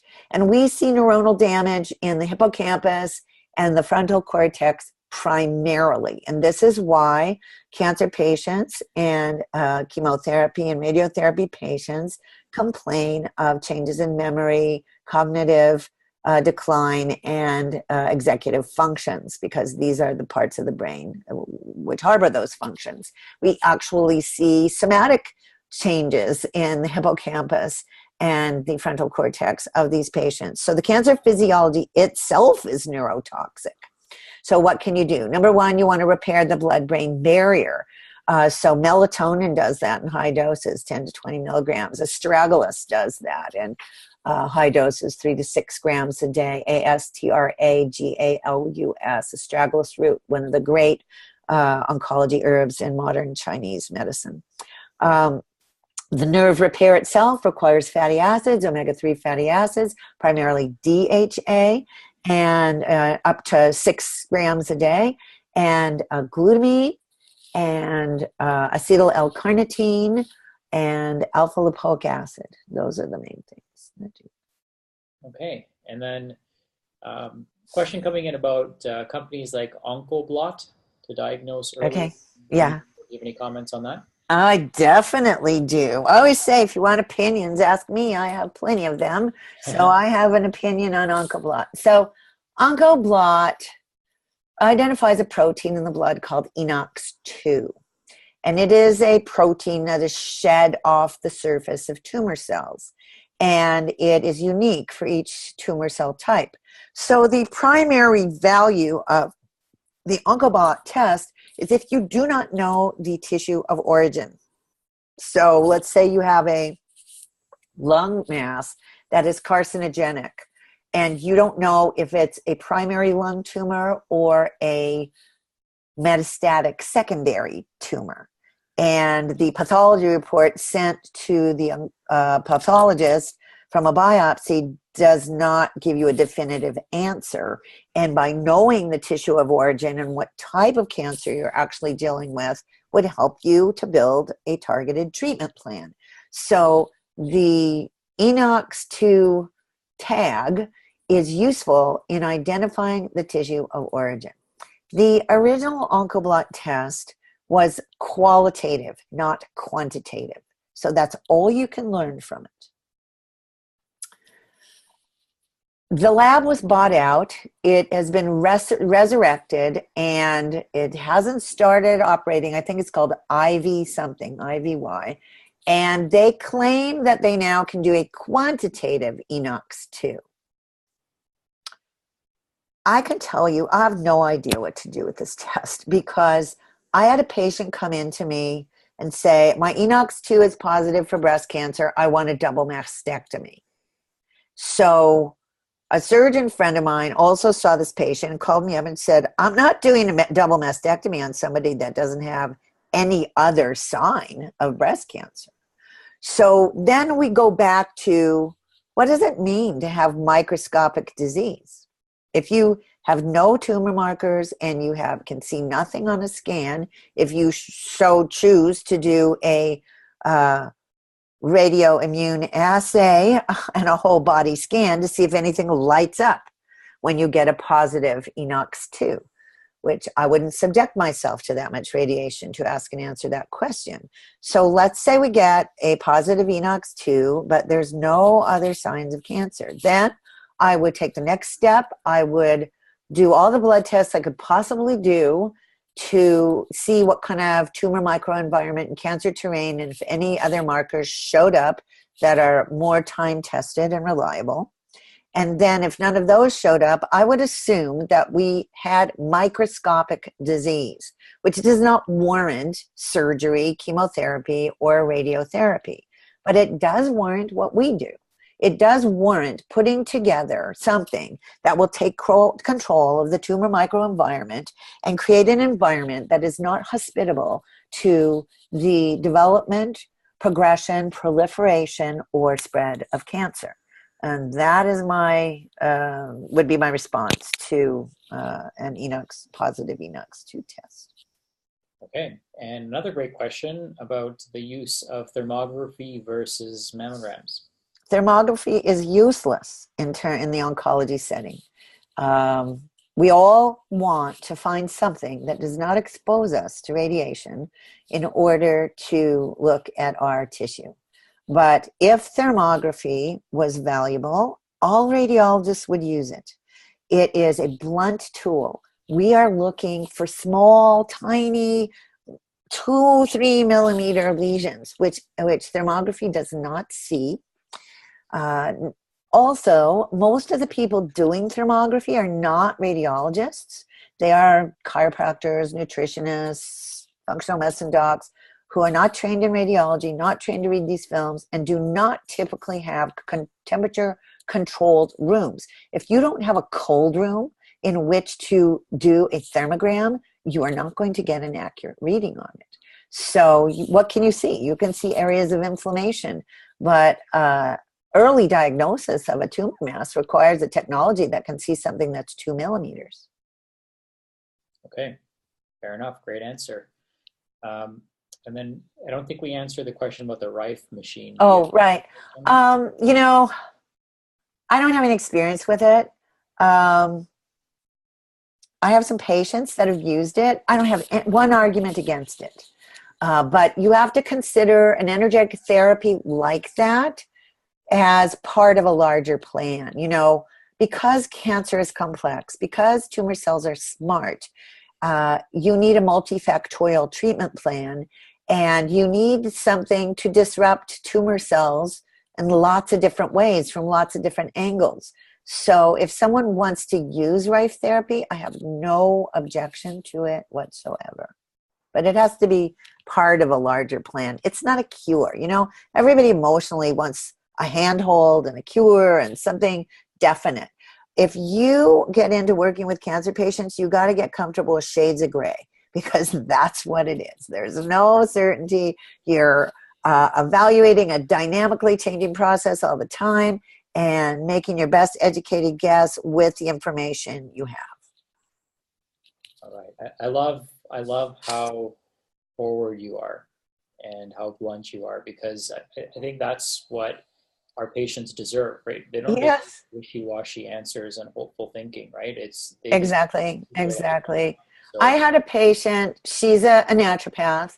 She came to me many years ago. She had a lump in her breast, and she came into my office and said, I want you to treat it. And I said, treat what? I don't know what's in there. Well, I want you to treat it. I have something in my breast. I said, well, go get a biopsy. And she didn't want a biopsy. I said, we don't know what kind of cells are there. I don't know what I'm treating.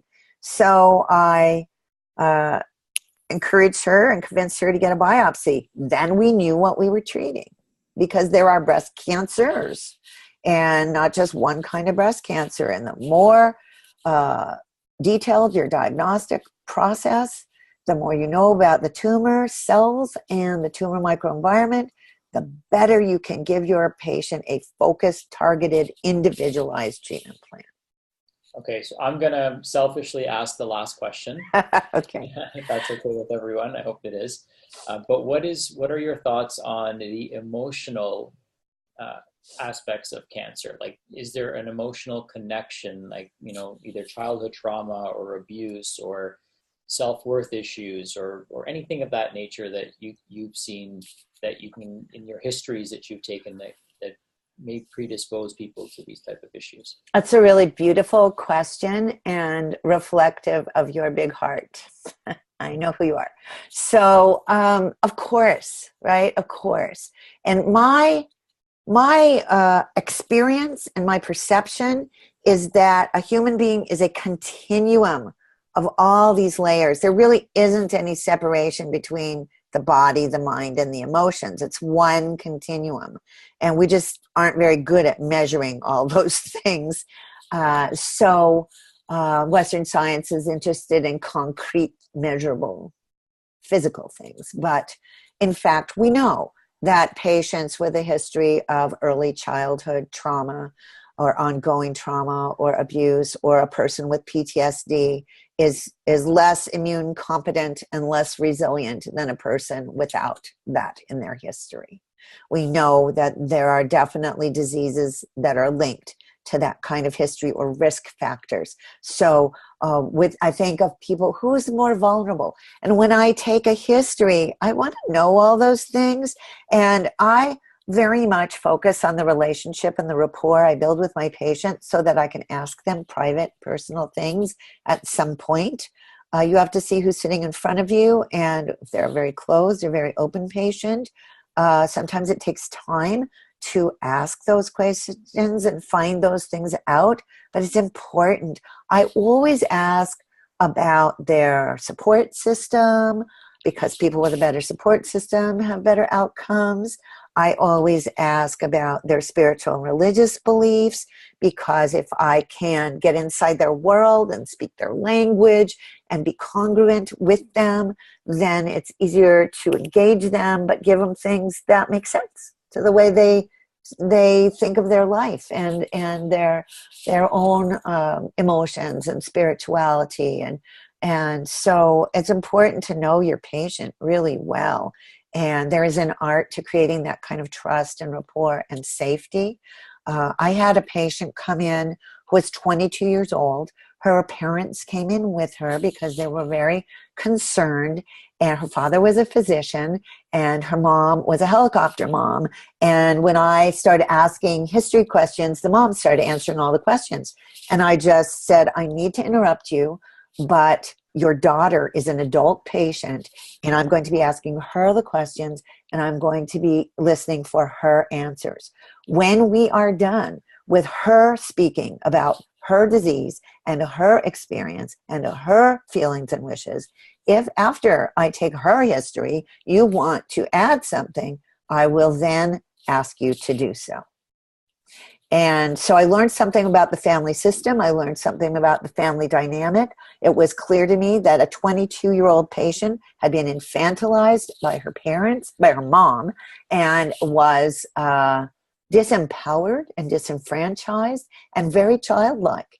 And the key to meeting a serious illness is having a sense of agency. And so I, in those cases, treat the adult patient as an adult and ask the parent to also. And it was interesting because one of my physician colleagues had referred this patient to me. And when he asked me how the session went, he said, "Oh, I heard you told the mom to back off." And he goes, "I've been dealing with that for years." But this is part of the emotional fabric of a patient. So we need to understand how to help people to heal, because if we are in the business of healing, then we are in the business of wholeness. And having a healthy relationship with oneself and others is part of health. And not having a relationship to something larger than ourselves, something transpersonal, something spiritual, is part of our human birthright. So I'm going to end by giving you the definition of health that George Vitulkas gave to me. He was a very, very famous homeopath from Greece who focused on the psyche. He was an elegant, beautiful man, exquisitely sensitive to his patients. And this was his definition of health.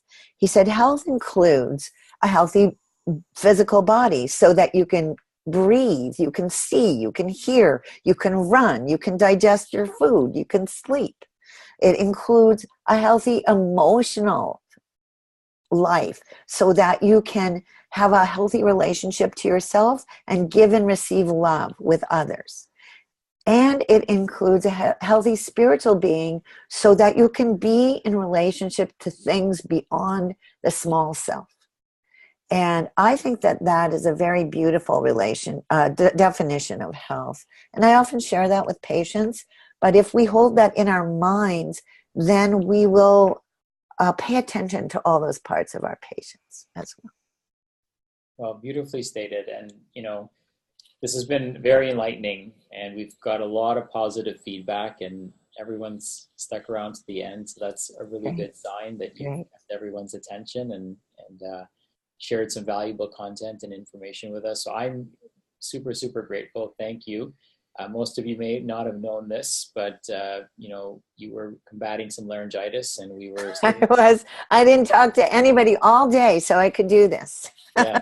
Well, thank you for that, and I'm so happy it worked out, and I'm glad you're better and you've got your voice back. So, for those of you that are still tuned in, if we could just show Nalini some love and thank her for her time today, that would be greatly. I'm sure she would greatly appreciate that positive energy.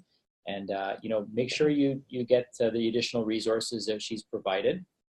Certainly the link is there, so you can take a look at that. And I know Mary Agnes has posted it in the chat group. We'll be sending the replay out to everybody.